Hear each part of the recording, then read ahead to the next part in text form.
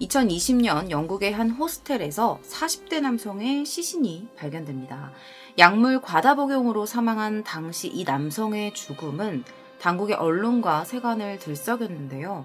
그 이유는 바로 그가 희대의 부부 연쇄살인마들의 아들이었기 때문입니다.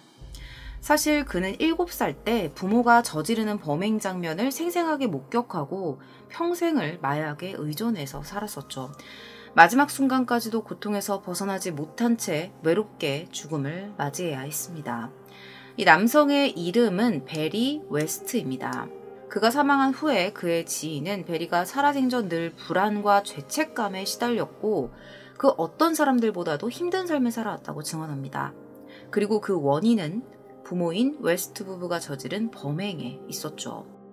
오늘 준비한 사건 파일 리뷰 컨텐츠는 당시 영국 전 지역을 발칵 뒤집어 놓았던 베리 웨스트의 부부 연쇄살인마들에 관한 이야기입니다. 1986년에 제인이라는 여성이 친구인 헤더 웨스트와 만남을 가진 뒤에 헤어지고 집으로 돌아옵니다. 그런데 표정이 좋지 않았어요. 부모님이 이유를 물었죠. 제인은 잠깐 고민을 하다가 자신이 몇 시간 전에 들었던 이야기를 부모에게 털어놓습니다. 그리고 딸의 이야기를 들은 부모는 깜짝 놀랄 수밖에 없었어요. 그녀의 이야기를 들은 부부는 곧 손사래를 쳤죠. 딸의 친구 헤더가 자신의 부모에게 지속적인 성폭행과 학대를 받아왔던 겁니다. 믿을 수가 없는 이야기였습니다. 왜냐하면 그들이 알고 있는 이 헤더의 부모는 굉장히 친절하고 평범한 어디서나 볼 수 있는 그런 이웃이었기 때문이죠. 처음에는 네가 잘못 들었겠지, 지어낸 이야기 아니야? 이렇게 생각을 했습니다. 자, 근데 여기서 이 이야기를 듣고 그냥 멈췄으면 되는데 이 이야기를 헤더의 부모에게 알려요. 그런데 그날 이 이야기를 한 날을 기점으로 헤더가 실종됩니다. 뭔가 상황이 이상하게 돌아가고 있었죠. 곧 헤더의 집으로 경찰이 출동했습니다. 그런데 이상하게도 이 부부의 모습이 딸을 잃은 부모의 모습 같지는 않았다는 거예요. 오히려 자신의 딸은 레즈비언의 지독한 마약 중독자다. 지금도 어디선가 매춘을 하고 있을 것이라면서 경찰의 수사를 저지합니다. 일반적으로 자녀가 실종됐을 때 나오는 정상적인 부모의 반응은 아니죠. 굉장히 의심스러운 상황이었는데 계속된 수사에도 헤더의 흔적은 발견되질 않습니다. 그런데 얼마 후에 놀라운 사실이 하나 밝혀지는데요. 그 집 사람들 중에 실종된 사람이 이 헤더뿐만이 아니라는 거예요. 부부의 큰딸이 있었거든요. 이름은 샤메인 웨스트입니다. 이 샤메인 웨스트도 어느 순간 실종 이후에 몇 년 동안 모습을 드러내지 않고 있었던 거죠. 큰딸 맞아요. 부부가 이 의문의 실종 사건에 깊이 연루되어 있을 것이라고 짐작한 경찰은 머지않아 또 하나의 실마리를 찾게 되는데요. 그 집에서 웨스트 부부에 의해서 강간을 당했다는 피해자가 나옵니다. 결국 1994년에 경찰은 판사의 허가를 받고 부부의 집의 앞마당을 포크레인으로 파헤치기 시작해요. 이 집에 무언가가 있다라고 생각을 한 거죠. 그 결과 앞마당에서 무려 여성 3명의 시신이 발굴됩니다.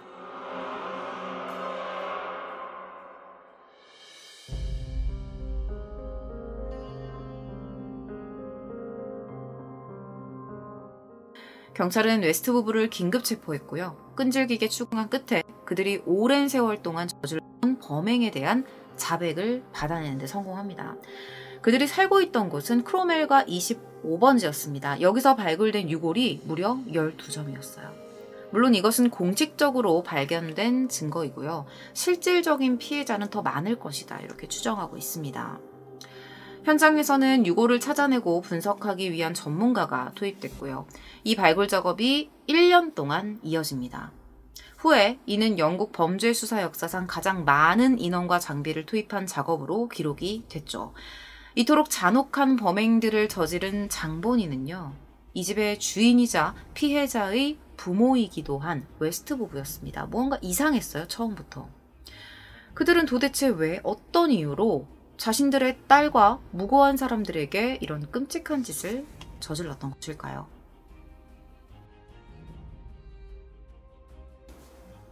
프레드 웨스트, 이 부부 중에 남편인데요. 이 사람은 1941년 9월 29일에 평범한 가정에서 태어납니다. 그런데 겉으로 보기에만 그랬어요. 사실 이 집안이 오래전부터 근친상간을 저질러 왔다고 해요. 이렇게 비정상적인 가정에서 자란 탓이었는지 그에게는 이상한 성적 판타지와 욕구가 형성됩니다.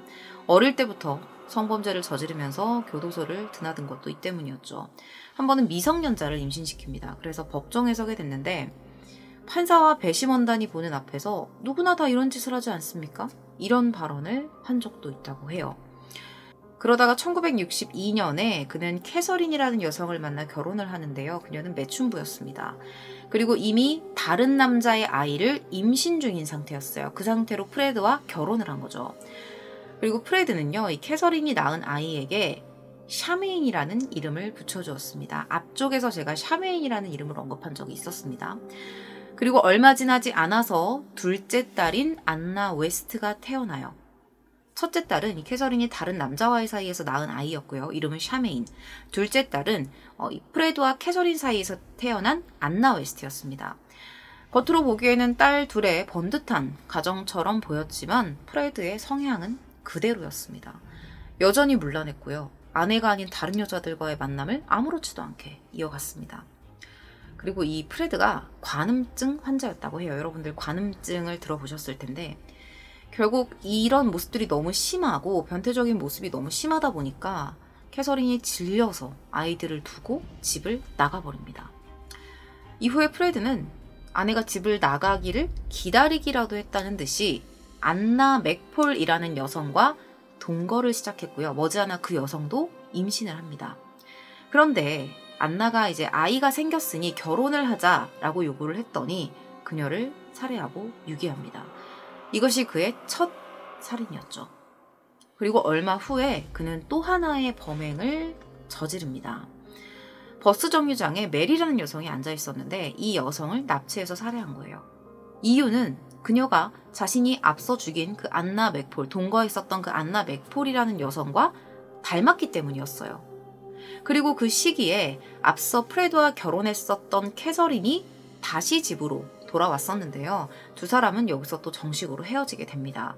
캐서린은 프레드의 딸 안나뿐만 아니라 다른 남자와 사이에서 낳았던 그 첫째 딸 샤메인까지 그에게 맡기고 떠납니다. 남겨진 아이들이 프레드에 의해 어떤 일을 당할지는 꿈에도 모른 채로 말이죠.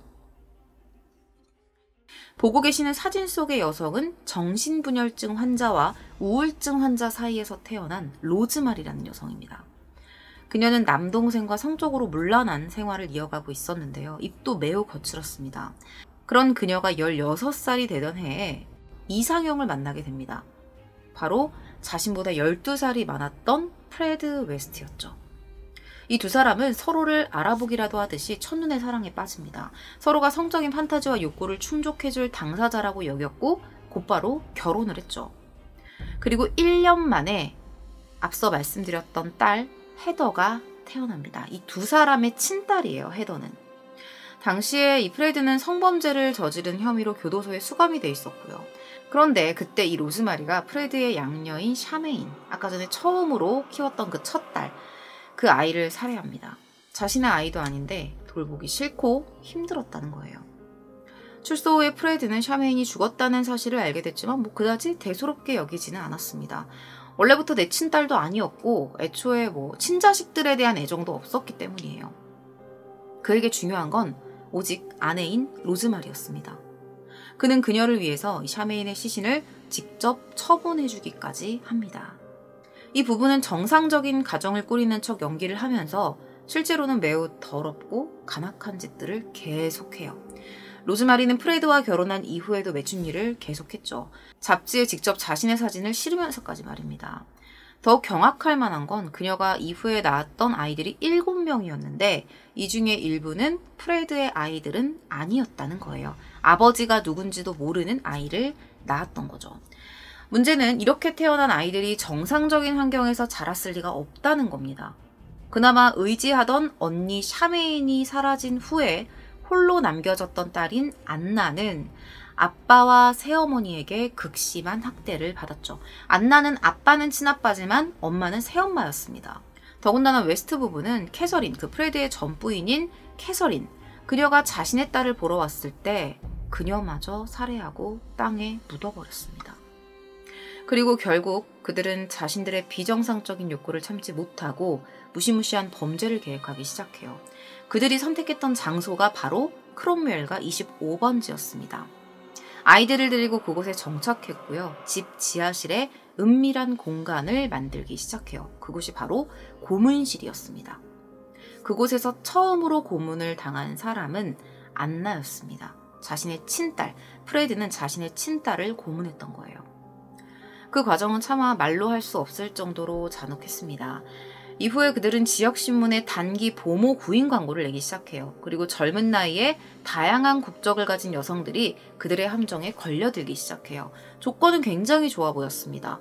수중에 적은 돈을 가지고 여행을 하던 여성들이 아이를 돌보아주는 대가로 숙식도 해결해주고 돈까지 받을 수 있다는 조건이었어요. 굉장히 괜찮은 조건이죠. 그렇게 이 집에 들어온 여성들은요, 하나같이 실종됩니다. 근데 이거를 이상하게 생각하는 사람은 아무도 없었어요.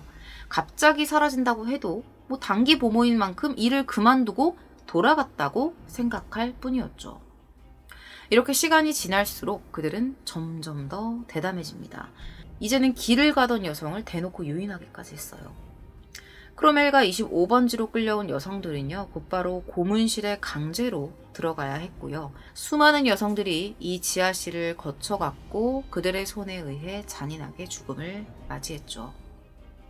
다행히 이 지옥에서 살아남은 생존자가 한 명 있었는데요. 바로 이 사람입니다. 캐롤라인 오웬스라는 여성이에요.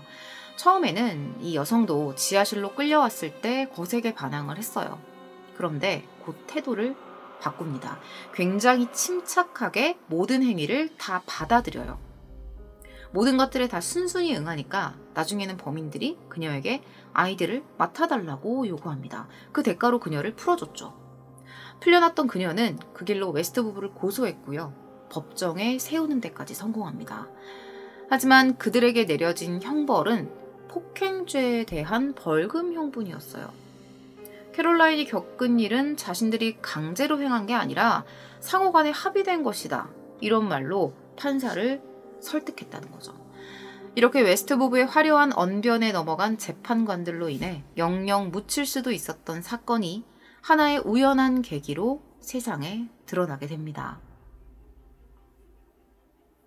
지속적인 학대와 성고문을 당하던 안나가 가출한 탓에 다음 타깃이 되었던 친딸 헤더가 친구에게 도움을 청한 후에 그대로 실종된 것이었죠. 앞서 말씀드린 내용입니다.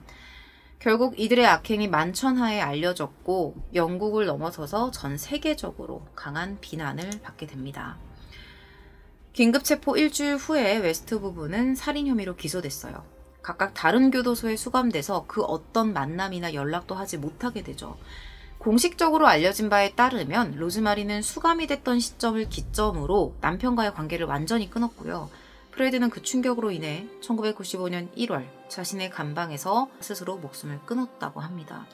하지만 통상적으로 사람들은 그가 아내를 보호하기 위해 죄를 뒤집어 쓰고 그런 선택을 했다고 보고 있어요. 실제로 법정에서 모든 범행은 자신이 단독으로 저질렀다고 증언하기도 했죠. 엄청나게 사랑했나 봅니다. 그래서 결국에 1995년에 첫 재판이 열리면서 로즈마리가 혼자 법정에 서요. 그녀는 10건이 넘는 살인 혐의에 대해서 부인합니다. 모든 범행은 프레드가 주도적으로 저질렀고 자신은 피해자이자 무죄일 뿐이다 라고 말이죠.